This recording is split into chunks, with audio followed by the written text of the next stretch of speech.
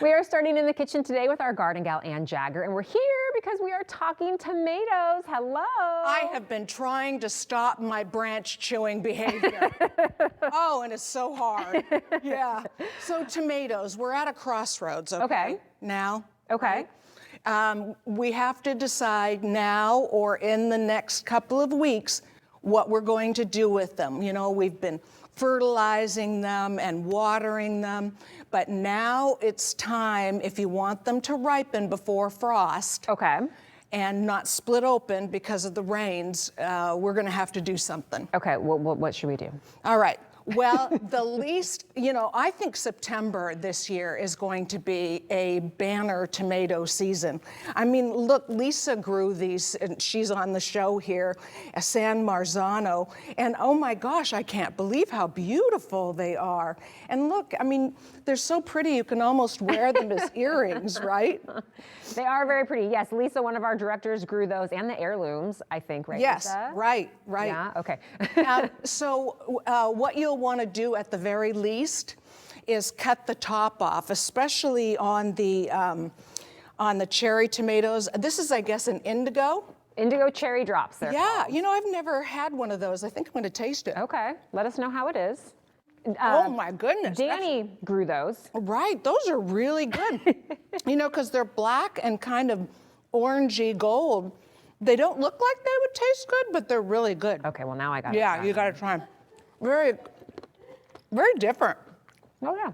Yeah, they taste differently than they look to me. They're like thicker. Yeah, okay. If that makes sense, because these are little cherry tomatoes, and director Brian grew these. I think and he said they're really good. Are these sun gold, Brian? Yeah, sun gold. Okay. Yeah, I love those. That's usually if I'm going to grow some. Anyway, so you're going to have to top off the top of the plant, especially with the cherry tomatoes, because they'll just go indefinitely. Oh, okay. And we want everything that's on the vine to ripen before they split. See, I think I saw a little split one in here, which is no big deal, but as soon as the rains come, if you don't cover your tomatoes, they're going to split. Okay. Okay. So cut off the top of the tomato. Okay. And so that's the first thing you can do. If you think that you have enough on the vine that they're going to ripen within the next month and a half, you can do a little bit more. Okay. Like more pruning, you mean? Right. Oh, okay. Right. So take off most of the leaves. Okay. So you're making sure that they're getting sun. The tomatoes are getting sun. So you're gonna, you know, a lot of people have been pruning them as they go along. Like here's the stem, and here's the leaf, and then there's a thing that grows right out of the middle here. Right there.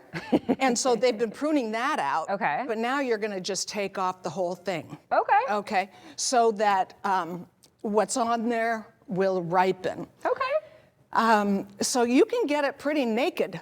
Okay. Yeah.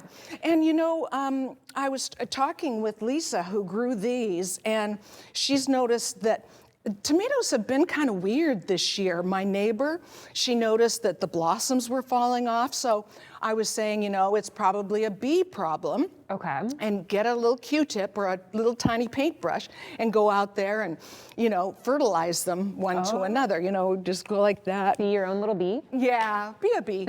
And she pointed out that, and I looked it up, that there's been a couple of bee viruses that have really almost wiped them out. And I think that's the problem with hers. There's a bee paralysis, and then there's a deformed wing virus that they get.